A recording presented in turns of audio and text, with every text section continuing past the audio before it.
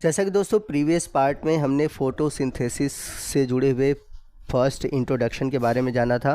तो इंट्रोडक्शन वाले पार्ट में हमने देखा कि जो फोटोसिंथेसिस है यह दो स्टेप से होकर गुजरता है। एक है लाइट रिएक्शन और दूसरा है डार्क रिएक्शन।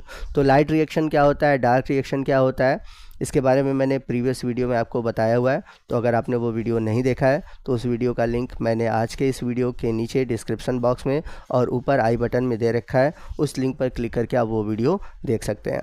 तो अगर हमें फ़ोटोसिंथेसिस के टॉपिक को अच्छे से पढ़ना है तो आपको मैं बता दूं कि कुछ जो टर्म है या फिर कह सकते हैं कुछ ऐसे पॉइंट्स हैं जिन्हें आप अच्छे से समझ लेते हैं तो आपको फ़ोटोसिंथेसिस बहुत ही अच्छे से समझ में आ जाएगा, आपको कोई डाउट नहीं रहेगा। तो फ़ोटोसिंथेसिस का जो लाइट रिएक्शन है आज हम वो समझेंगे। और आपको बता दें कि लाइट रिएक्शन को अगर आपको समझना है तो सबसे पहले आपको समझना होगा फ़ोटो सिस्टम। तो आज के इस वीडियो में मैं आपको फ़ोटो सिस्टम के बारे में बताऊंगा। फ़ोटो सिस्टम होते क्या हैं और फ़ोटो सिस्टम कितने प्रकार के होते हैं और उन फ़ोटो सिस्टम को हम कैसे अच्छे से समझ सकते हैं, उनके बीच क्या डिफरेंस है, इन सभी टॉपिक को हम आज के इस वीडियो में डिस्कस करेंगे। तो आज का ये वीडियो बड़ा ही इंपॉर्टेंट है, वीडियो को ध्यान से देखिएगा और पूरा देखिएगा। तो याद रखिएगा ये हमारा फोटोसिंथेसिस से जुड़ा हुआ आज का सेकंड पार्ट है। तो जैसा कि हम सभी जानते हैं कि जो फोटोसिंथेसिस का लाइट रिएक्शन है ये क्लोरोप्लास्ट के ग्रेना में होता है, जहाँ पर अलग अलग तरह के पिगमेंट सिस्टम या फिर कह सकते हैं फोटो सिस्टम या फिर कह सकते हैं लाइट हार्वेस्टिंग कॉम्प्लेक्स पाए जाते हैं।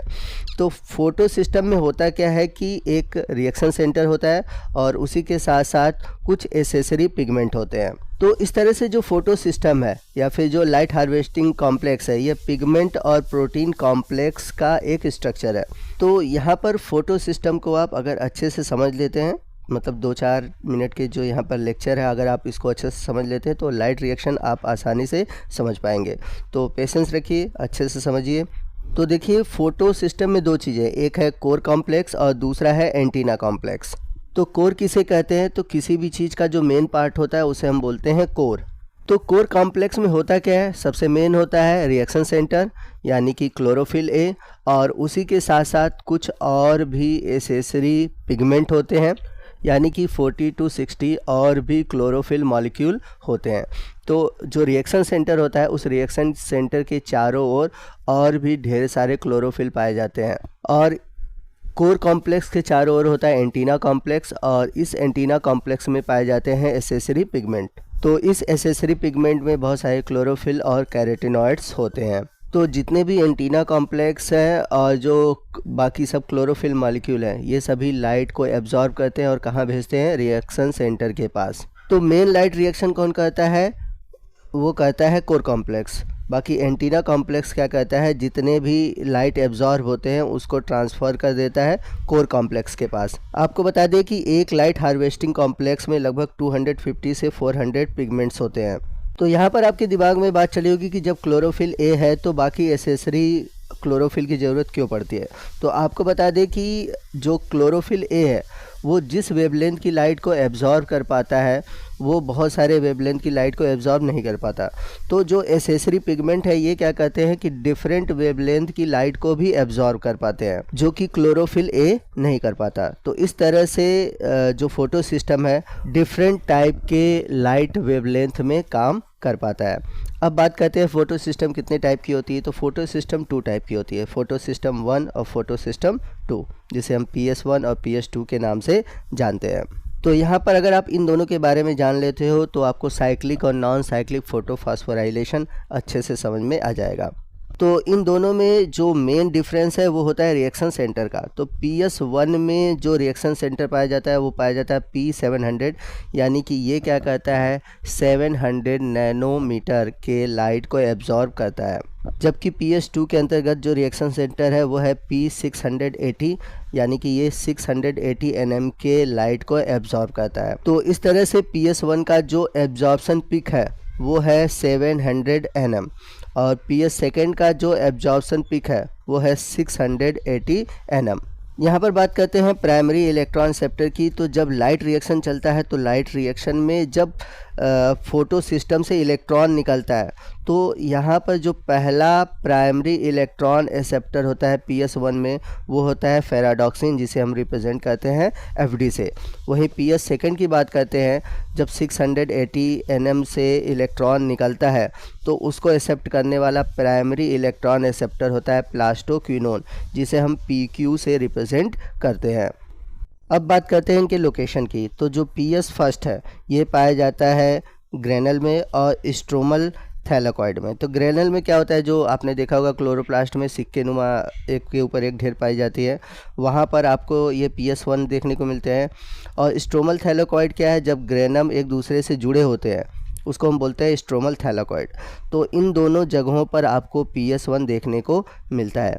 जबकि अगर हम बात करें PS सेकेंड की तो ये आपको सिर्फ ग्रेनल पर ही देखने को मिलता है। PS सेकेंड आपको स्ट्रोमल थैलाकॉइड के अंदर रिप्रेजेंट दिखाई नहीं देगा।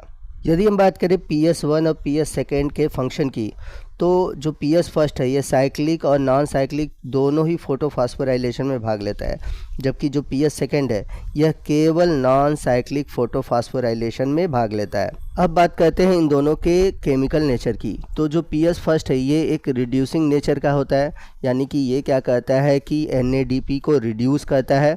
और किस में रिड्यूस करता है, NADPH में।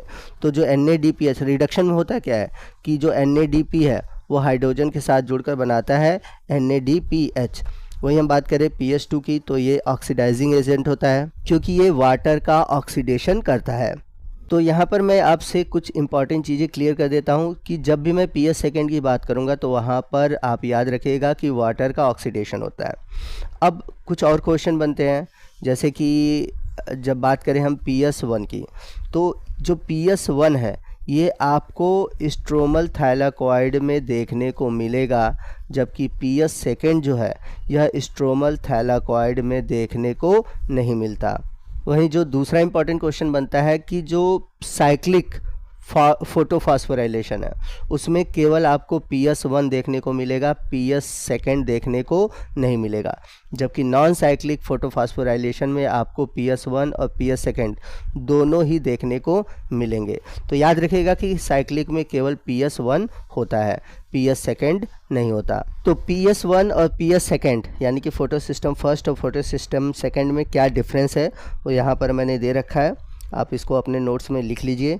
और आपके एग्ज़ाम में इन दोनों के बीच क्या डिफरेंस है ये पूछा जाता है। तो आज का ये जो वीडियो है ये केवल फ़ोटो सिस्टम फर्स्ट और फोटो सिस्टम सेकेंड पे ही आधारित था। आगे आने वाले पार्ट में हम फोटोफॉस्फोराइलेशन के बारे में जानेंगे। तो मैं एक एक टॉपिक को डिस्कस करूँगा पर डे वीडियो में, इसलिए क्योंकि ये जो टॉपिक है फोटोसिंथेसिस ये अपने आप में बहुत ही लेंदी टॉपिक है। अगर आप सिस्टमेटिक ढंग से हर एक टॉपिक को अच्छे से समझ लेते हैं तो आपको फोटोसिंथेसिस जो है बहुत अच्छे से समझ में आ जाएगा। तो आप जो वीडियो है, जो सीक्वेंस है वीडियो का, उस सीक्वेंस से वीडियो को आप देखते रहिए। तो आपको आज का ये वीडियो कैसा लगा कमेंट करके ज़रूर बताइएगा। वीडियो अच्छा लगा हो तो वीडियो को लाइक और शेयर करना मत भूलिएगा, और कोई भी डाउट है आप हमसे कमेंट करके पूछ सकते हैं। तो मिलते हैं अगले वीडियो में अगले टॉपिक के साथ, तब तक के लिए जय हिंद, जय भारत।